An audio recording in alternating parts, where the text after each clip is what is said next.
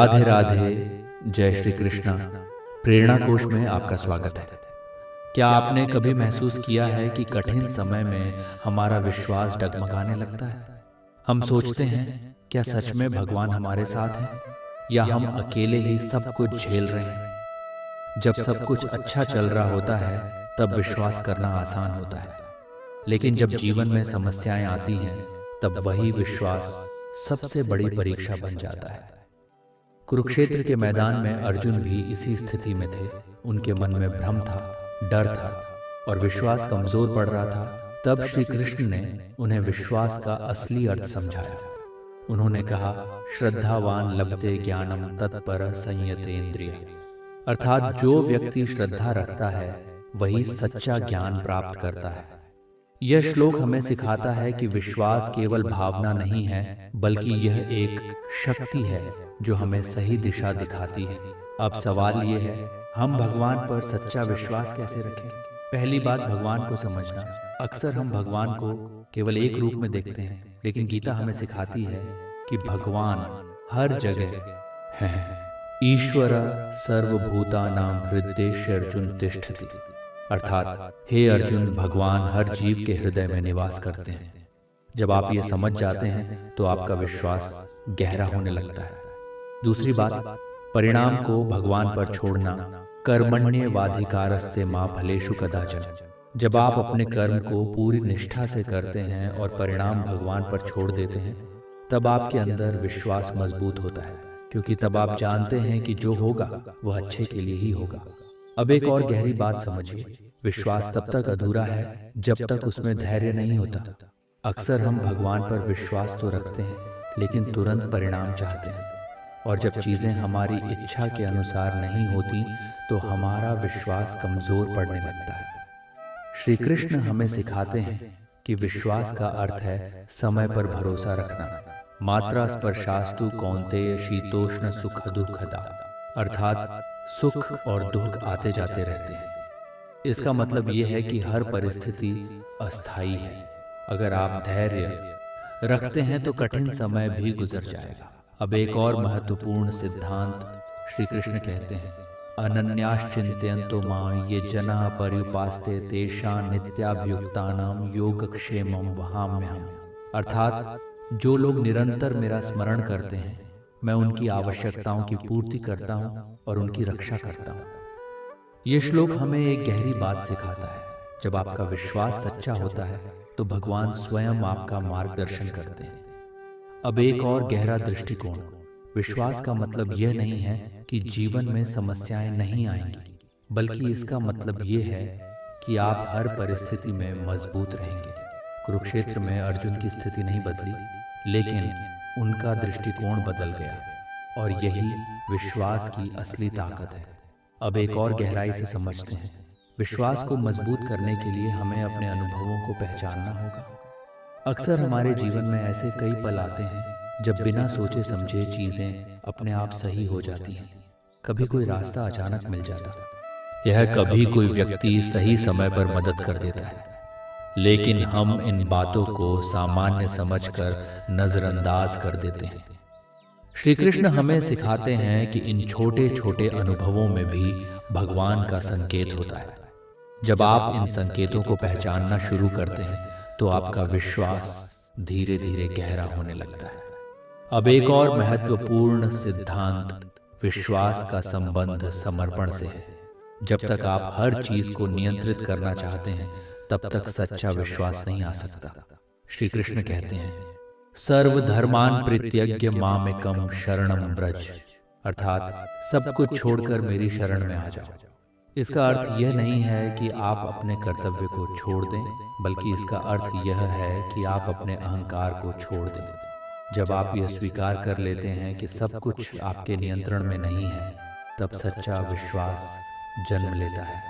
अब एक और गहरी बात, विश्वास आपको डर से मुक्त करता है। जब आपको यह भरोसा होता है कि भगवान आपके साथ हैं, तो आप हर परिस्थिति का सामना कर सकते हैं। आपके अंदर एक अलग ही साहस आ जाता है। अब एक और गहरा दृष्टिकोण समझिए, विश्वास का अर्थ केवल प्रार्थना करना नहीं है, बल्कि अपने कर्मों में भी उसे दिखाना है। अगर आप कहते हैं कि आपको भगवान पर विश्वास है लेकिन हर छोटी बात पर डर जाते हैं, तो यह अधूरा विश्वास है। सच्चा विश्वास वही है जो आपके व्यवहार में दिखाई दे। श्री कृष्ण अर्जुन से कहते हैं कि विश्वास के साथ कर्म करना ही भक्ति है।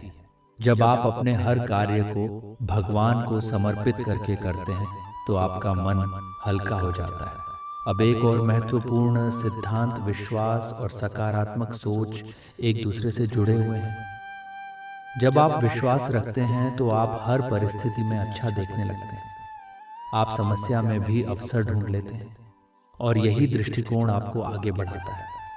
अब एक और गहरी बात, जब जीवन में सब कुछ आपके अनुसार नहीं होता तो वहीं आपका विश्वास परखा जाता है।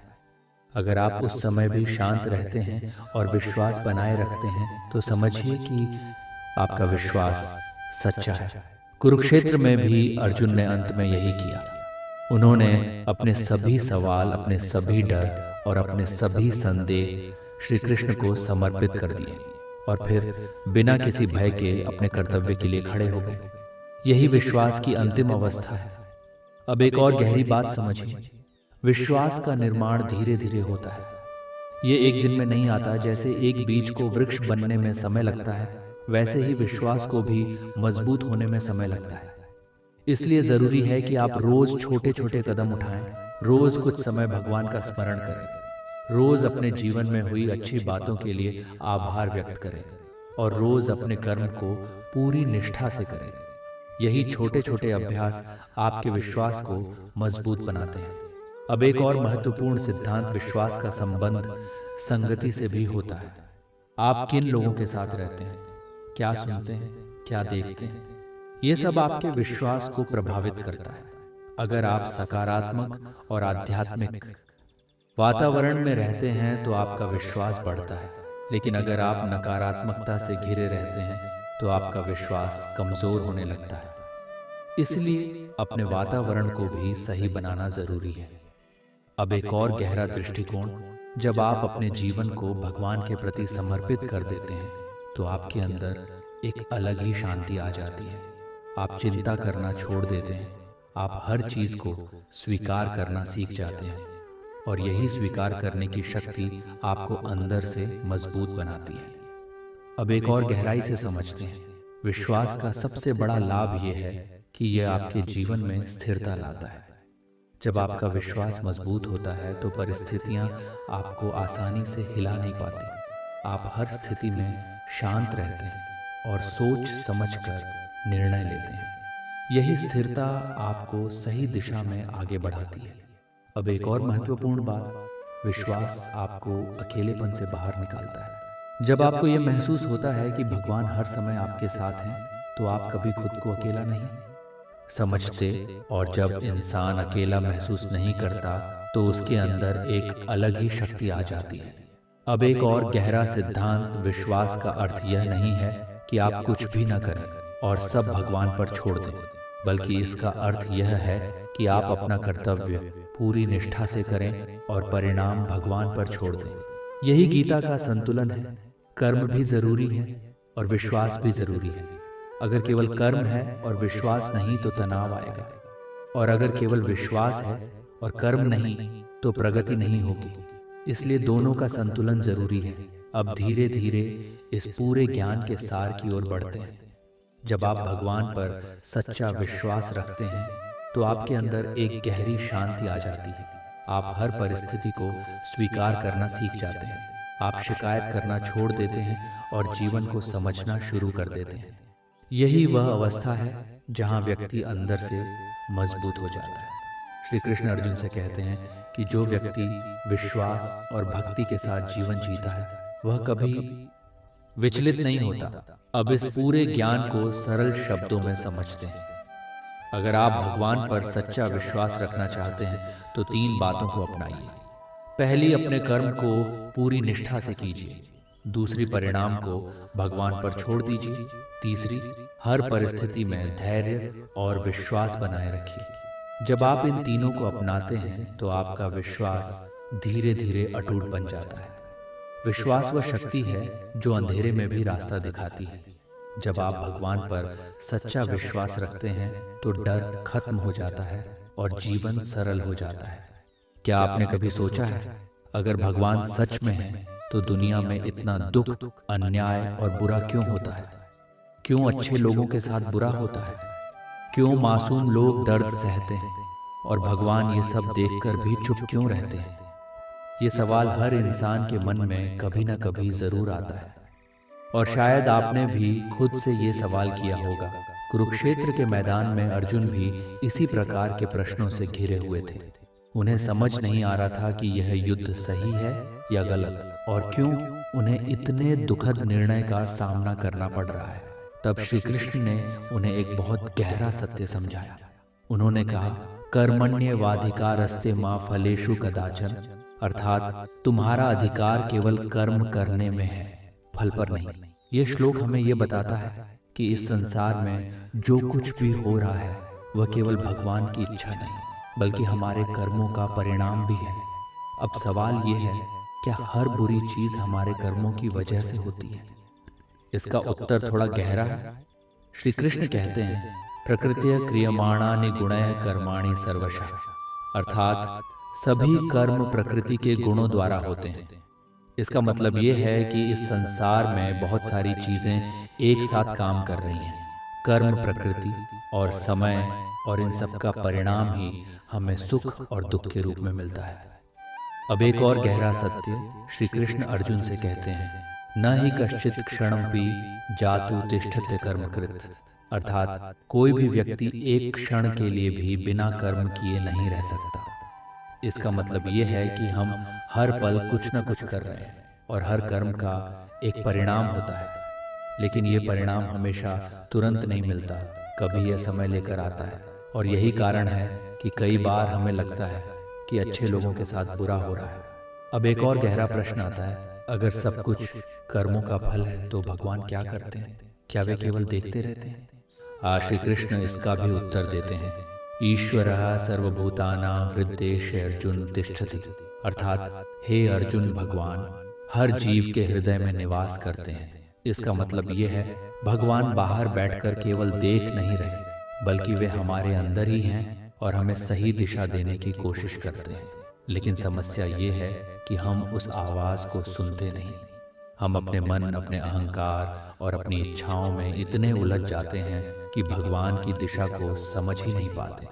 अब एक और गहरा सत्य श्री कृष्ण कहते हैं, समोहम सर्वभूतेषु न मे द्वेष्योस्ति न प्रियः, अर्थात मैं सभी के प्रति समान हूँ, न कोई मेरा शत्रु है न कोई प्रिय। इसका मतलब ये है, भगवान किसी के साथ पक्षपात नहीं करते, तो फिर बुरा क्यों होता है? क्योंकि यह संसार नियमों पर चलता है और उन नियमों का नाम है कर्म। जैसे आग जलाती है, चाहे आप अच्छे हों या बुरे, वैसे ही कर्म भी फल देता है, चाहे व्यक्ति कोई भी हो। अब एक और गहरी बात, कई बार जो हमें बुरा लगता है वह वास्तव में हमारे लिए अच्छा होता है। श्री कृष्ण अर्जुन से कहते हैं, सुख दुखे समय कृत्वा लाभालाभो जया जय, अर्थात सुख और दुख, लाभ और हानि, जीत और हार, इन सब को समान भाव से देखो। इसका मतलब यह है, जो हम आज दुख समझ रहे हैं वह कल हमारी सबसे बड़ी सीख बन सकता है।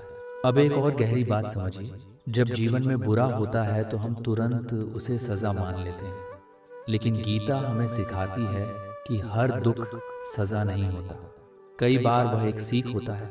श्री कृष्ण अर्जुन से कहते हैं कि जीवन का हर अनुभव हमें कुछ सिखाने के लिए आता है। अगर आप ध्यान से देखें तो पाएंगे कि आपके जीवन की सबसे कठिन परिस्थितियों ने ही आपको सबसे ज्यादा मजबूत बनाया है। अब एक और महत्वपूर्ण दृष्टिकोण, जब हम केवल इस जीवन को देखते हैं तब हमें कई चीजें गलत लगती हैं, लेकिन गीता हमें एक बड़ा दृष्टिकोण देती है। श्री कृष्ण कहते हैं, वासांसि जीर्णानि यथा विहाय नवाणि गृह्णाति नरो प्राणी, अर्थात जैसे मनुष्य पुराने वस्त्र त्याग कर नए वस्त्र धारण करता है, वैसे ही आत्मा पुराने शरीर को छोड़कर नया शरीर धारण करती है। इसका मतलब यह है, जीवन केवल एक जन्म तक सीमित नहीं है और कई बार जो हो रहा है वह एक बड़े कर्म चक्र का हिस्सा होता है। इसलिए हमें हर चीज का पूरा कारण तुरंत समझ नहीं आता। अब एक और गहरी बात, भगवान दुख इसलिए नहीं देते बल्कि दुख जीवन का एक हिस्सा है। लेकिन भगवान हमें उस दुख से बाहर निकलने की शक्ति देते हैं। कुरुक्षेत्र में भी श्री कृष्ण ने अर्जुन का दुख खत्म नहीं किया, बल्कि उन्हें इतना मजबूत बना दिया कि वे उस दुख का सामना कर सके। यही असली सहायता है। अब एक और गहरा सत्य समझिए, जब हम पूछते हैं कि भगवान बुरा क्यों होने देते हैं, तो असल में हम एक और सवाल ये भी पूछ रहे होते हैं। हम पूछ रहे होते हैं कि जीवन हमेशा आसान क्यों नहीं होता। लेकिन श्री कृष्ण हमें सिखाते हैं कि संघर्ष ही जीवन को अर्थ देता है। अगर जीवन में कोई चुनौती ही ना हो तो न कोई सीख होगी, न कोई विकास। श्री कृष्ण अर्जुन से कहते हैं, तस्मादुत्तिष्ठ कौन्तेय युद्धाय कृत निश्चय। अर्थात हे अर्जुन, उठो और दृढ़ निश्चय के साथ अपने कर्तव्य के लिए तैयार हो जाओ। इसका मतलब यह है कि कठिनाइयों से भागना समाधान नहीं है, बल्कि उनका सामना करना ही जीवन का मार्ग है। अब एक और महत्वपूर्ण बात, जब बुरा होता है तो हम अक्सर खुद को पीड़ित मान लेते हैं। लेकिन गीता हमें सिखाती है कि हम पीड़ित नहीं हैं, हम सीखने वाले हैं। हर परिस्थिति हमें कुछ सिखाने के लिए आती है। अगर हम उस सीख को समझ लेते हैं तो वही दुख हमें आगे बढ़ा देता है। अब एक और गहरी बात, भगवान हमें कभी अकेला नहीं छोड़ते, लेकिन वे हर समस्या को हमारे लिए हल नहीं करते, क्योंकि अगर वे ऐसा करेंगे तो हम कभी मजबूत या आसी नहीं बन पाएंगे। इसीलिए वे हमें शक्ति देते हैं, मार्गदर्शन देते हैं और सही दिशा दिखाते हैं, लेकिन चलना हमें खुद ही होता है। अब एक और गहरी बात समझिए, जब हम जीवन में होने वाली हर घटना को केवल अच्छा या बुरा कहकर देखना शुरू कर देते हैं, तब हम उसके असली अर्थ को खो देते हैं। गीता हमें सिखाती है कि हर घटना का एक उद्देश्य होता है। श्री कृष्ण कहते हैं, ज्ञानेन तु तद्ज्ञानम येषां नाशितमात्मनः तेषामादित्यवत् ज्ञानम प्रकाशयति तत्परम। अर्थात जब अज्ञान समाप्त होता है तब ज्ञान सूर्य की तरह सब कुछ स्पष्ट कर देता है। इसका मतलब ये है कि जब तक हमारे पास सही समझ नहीं होती, तब तक हमें हर चीज गलत या अन्यायपूर्ण लगती है। लेकिन जैसे ही हमारा दृष्टिकोण बदलता है, हम उसी घटना में अर्थ और उद्देश्य देखने लगते हैं। अब एक और महत्वपूर्ण सिद्धांत, जब बुरा होता है तो हमारा विश्वास डगमगाने लगता है, लेकिन वही समय हमारे विश्वास की सबसे बड़ी परीक्षा होता है। अगर आप उस समय भी स्थिर रहते हैं और अपने मार्ग पर चलते रहते हैं, तो आप अंदर से और मजबूत बन जाते हैं।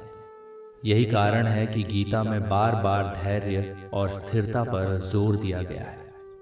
अब एक और गहरा दृष्टिकोण, जीवन में जो कुछ भी हो रहा है वह हमेशा हमारे नियंत्रण में नहीं होता, लेकिन हम उस परिस्थिति को कैसे देखते हैं और उससे कैसे सीखते हैं, ये पूरी तरह हमारे हाथ में है और यही हमारी असली शक्ति है। अब एक और गहराई से समझते हैं, जब हम बार बार पूछते हैं कि भगवान बुरा क्यों होने देते हैं, तो हमें एक बात समझनी होगी, भगवान हमें विकल्प देते हैं, लेकिन निर्णय हमारा होता है और हर निर्णय का परिणाम भी हमें ही मिलता है। यही गीता का कर्म सिद्धांत है। अब एक और महत्वपूर्ण बात, इस संसार में केवल अच्छाई ही नहीं बल्कि बुराई भी मौजूद है, क्योंकि अगर केवल एक ही पक्ष होता तो जीवन अधूरा होता।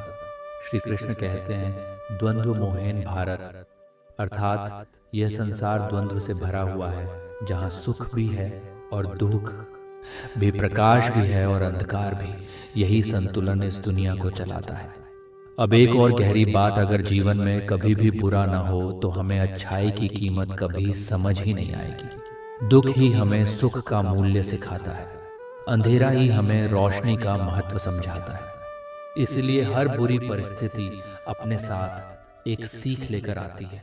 अब एक और महत्वपूर्ण दृष्टिकोण, भगवान हमें जीवन देते हैं, लेकिन जीवन को कैसे जीना है यह हमारे हाथ में होता है। वे हमें ज्ञान देते हैं, मार्ग दिखाते हैं, लेकिन चलना हमें खुद ही होता है। और यही स्वतंत्रता ही जीवन का सबसे बड़ा उपहार है।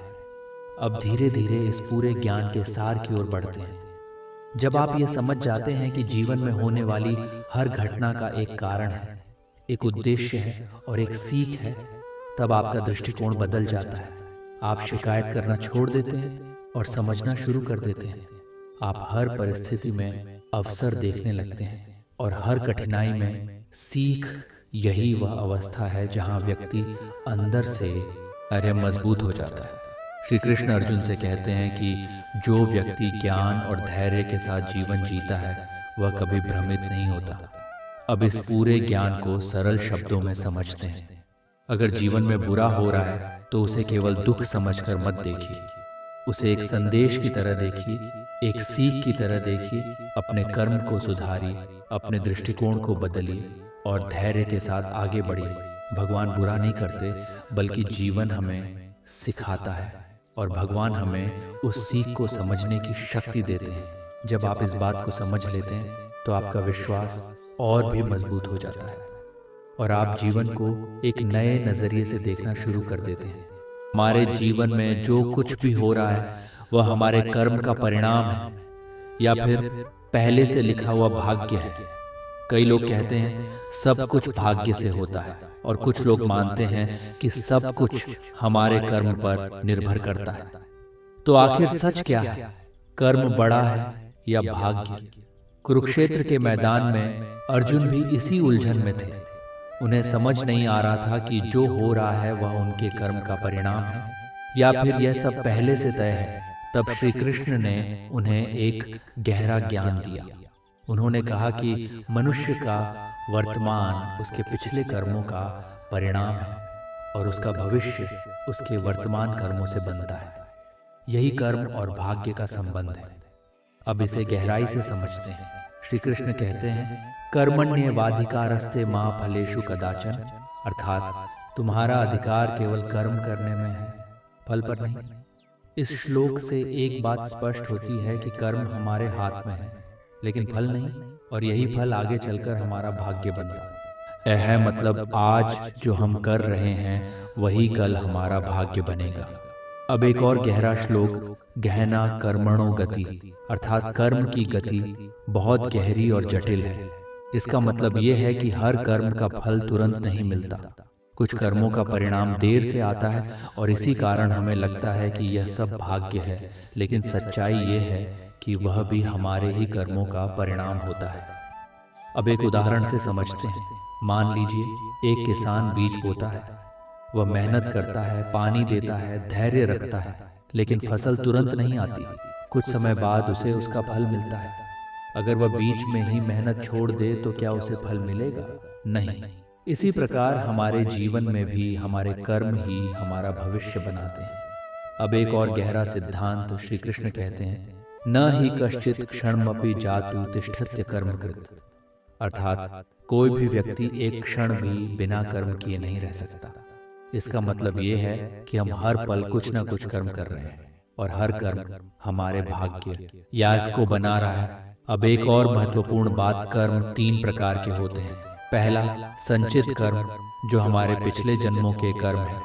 दूसरा प्रारब्ध कर्म, जो वर्तमान जीवन में हमें मिल रहे हैं। और तीसरा क्रियमाण कर्म, जो हम अभी कर रहे हैं। इन्हीं तीनों का मेल हमारा भाग्य बनाता है। अब सोचिए, अगर सब कुछ पहले से तय होता तो श्री कृष्ण अर्जुन को कर्म करने के लिए क्यों कहते? वे सीधे कहते जो होना है वह होगा, लेकिन उन्होंने ऐसा नहीं कहा। उन्होंने कहा तस्मादुत्तिष्ठ कौन्तेय युद्धाय कृत निश्चय, अर्थात इसलिए उठो और अपने कर्तव्य का पालन करो। इसका मतलब ये है कि कर्म ही सबसे बड़ा सत्य है, भाग्य केवल कर्म का परिणाम है। अब एक और गहरा दृष्टिकोण, जब हम अपने कर्म को छोड़कर केवल भाग्य पर भरोसा करते हैं तो हम आलसी बन जाते हैं, और यही हमारी सबसे बड़ी गलती होती है। गीता हमें सिखाती है कि भाग्य पर नहीं, कर्म पर विश्वास करो, क्योंकि कर्म ही वह शक्ति है जो आपके जीवन को बदल सकती है। एडी है। अब एक और महत्वपूर्ण श्लोक, योगः कर्मसु कौशलम, अर्थात योग का अर्थ है अपने कर्म को कुशलता से करना। जब आप अपने कर्म को पूरी निष्ठा और समर्पण के साथ करते हैं तो आपका भाग्य अपने आप बदलने लगता है। अब एक और गहरी बात, भाग्य को आप बदल सकते हैं, लेकिन केवल कर्म के माध्यम से अगर आप आज सही कर्म करते हैं तो आपका आने वाला समय बेहतर होगा, और अगर आप कर्म नहीं करते तो भाग्य भी आपका साथ नहीं देगा। अब एक और गहराई से समझते हैं। अक्सर लोग कहते हैं कि जो किस्मत में लिखा है वही होगा, लेकिन गीता हमें एक अलग ही सत्य बताती है। श्री कृष्ण अर्जुन से कहते हैं कि मनुष्य खुद अपने भाग्य का निर्माता है। अगर आप अपने कर्म को बदलते हैं तो आपका भाग्य भी बदलता है। अब एक महत्वपूर्ण श्लोक, उद्रेदात्मनात्मानम नात्मानम व साधयेत, अर्थात मनुष्य को खुद ही अपने आप को ऊपर उठाना चाहिए और खुद को नीचे नहीं गिराना चाहिए। इसका मतलब यह है कि आपका भविष्य आपके अपने हाथ में है। आप अपने कर्मों के माध्यम से अपने जीवन को ऊपर उठा सकते हैं। अब एक और गहरा दृष्टिकोण, श्री कृष्ण कहते हैं कि भाग्य पर रोना छोड़ो और कर्म करना शुरू करो, क्योंकि जो व्यक्ति केवल भाग्य के भरोसे बैठता है वह कभी आगे नहीं बढ़ पाता, लेकिन जो व्यक्ति कर्म करता है वही अपने जीवन को बदलता है। अब एक उदाहरण समझिए। दो व्यक्ति हैं। पहला व्यक्ति कहता है अगर मेरे भाग्य में होगा तो मुझे सफलता मिल जाएगी, और वह कुछ नहीं करता। दूसरा तो व्यक्ति कहता है मुझे अपने कर्म पर विश्वास है और वह लगातार मेहनत करता है। अब आप ही बताइए किसका भविष्य बेहतर होगा। स्पष्ट है जो कर्म करता है। यही गीता का संदेश है। अब एक और गहरा सिद्धांत, श्री कृष्ण कहते हैं श्रद्धावान लभते ज्ञान, अर्थात जो व्यक्ति विश्वास रखता है उसे ज्ञान प्राप्त होता है, और जब ज्ञान मिलता है तो व्यक्ति सही कर्म करता है, और जब सही कर्म होता है तो भाग्य भी अच्छा बनता है। इसलिए कर्म, ज्ञान और विश्वास, ये तीनों मिलकर आपका जीवन बनाते हैं। अब एक और महत्वपूर्ण बात, जब हम अच्छे कर्म करते हैं तो हमें तुरंत परिणाम नहीं मिलता, और तब हम निराश हो जाते हैं। हमें लगता है कि शायद हमारा भाग्य खराब है, लेकिन गीता हमें सिखाती है कि धैर्य रखना जरूरी है, क्योंकि हर कर्म का फल निश्चित है, बस उसका समय अलग होता है। अब एक और गहरा सत्य समझिए।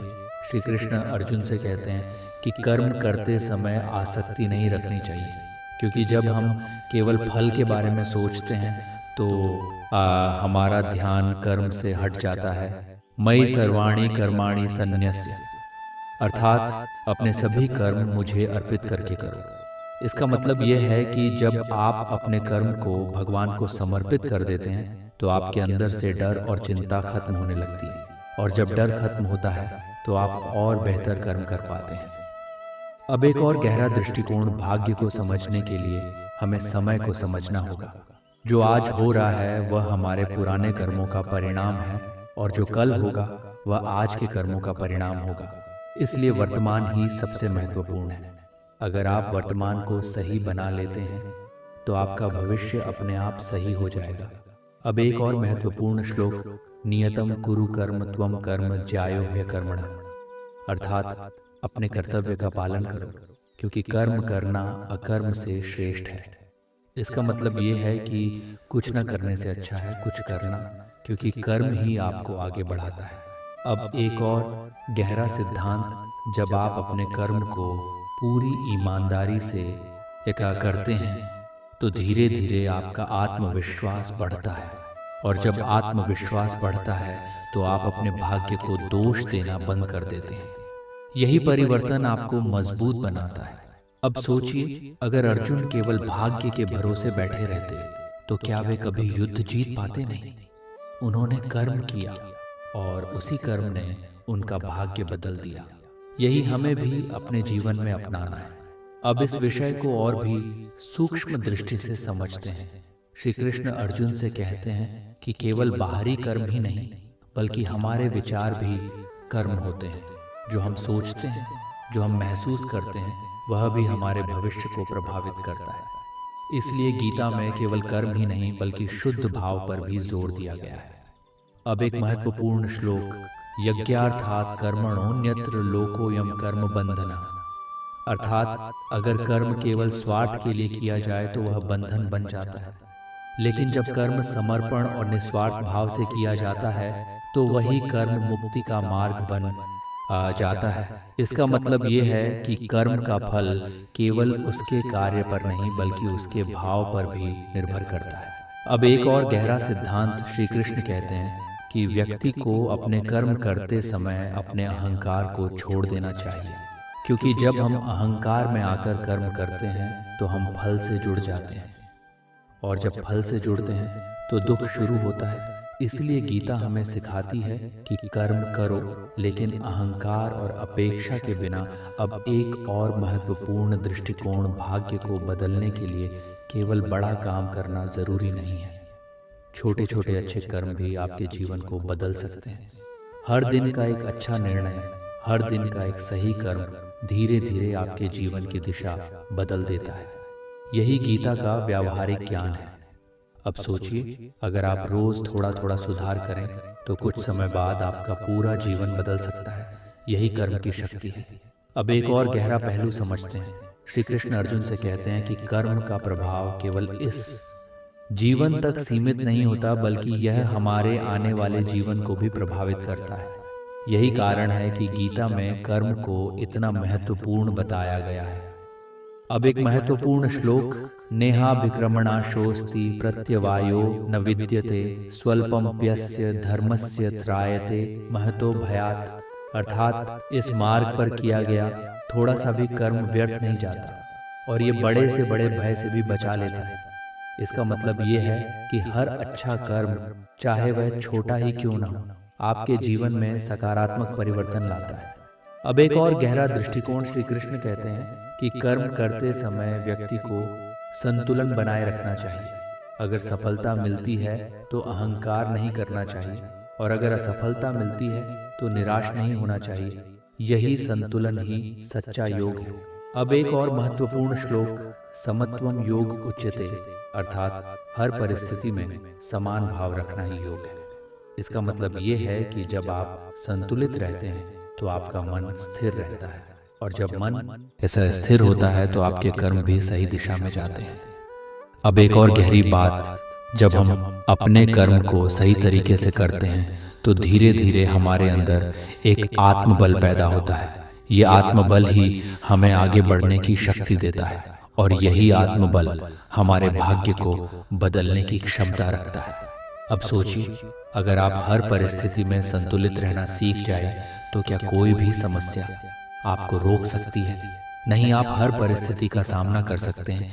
यही गीता का वास्तविक ज्ञान है। अब धीरे धीरे इस पूरे ज्ञान के अंतिम सार की ओर बढ़ते हैं। श्री कृष्ण अर्जुन से कहते हैं कि कर्म और भाग्य अलग नहीं है, बल्कि एक ही प्रक्रिया के दो हिस्से हैं। कर्म बीज है और भाग्य उसका फल। अगर बीज सही होगा तो फल भी सही होगा, और अगर बीज ही गलत है तो फल भी वैसा ही मिलेगा। इसलिए समझदारी इसी में है कि हम अपने कर्म पर ध्यान दें। अब एक और गहरा श्लोक, फलत्यागी शांति मापनोति, अर्थात जो व्यक्ति फल की चिंता छोड़ देता है वह यह शांति प्राप्त करता है। इसका मतलब यह है कि जब आप केवल कर्म पर ध्यान देते हैं तो आपका मन शांत हो जाता है, और जब मन शांत होता है तो आप और बेहतर निर्णय ले पाते हैं। अब एक अंतिम दृष्टिकोण, श्री कृष्ण कहते हैं कि मनुष्य को अपने कर्म करते रहना चाहिए, बिना रुके बिना डरे, क्योंकि यही जीवन का नियम है। अगर आप रुक गए तो आपका विकास भी रुक जाएगा, और अगर आप चलते रहे तो धीरे धीरे आपका भाग्य भी बदलता जाएगा। कर्म और भाग्य का संबंध बहुत गहरा है।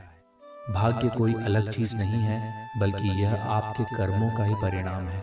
इसलिए भाग्य को दोष देने के बजाय अपने कर्म को सुधारिए। जब आपका कर्म सही होगा तो आपका भाग्य अपने आप सही हो जाएगा। अगर यह ज्ञान आपको उपयोगी लगा हो तो इस वीडियो को लाइक करें, और ऐसे ही गीता के गहरे ज्ञान के लिए प्रेरणा कोश को सब्सक्राइब करना न भूलें। राधे राधे। जय श्री कृष्ण।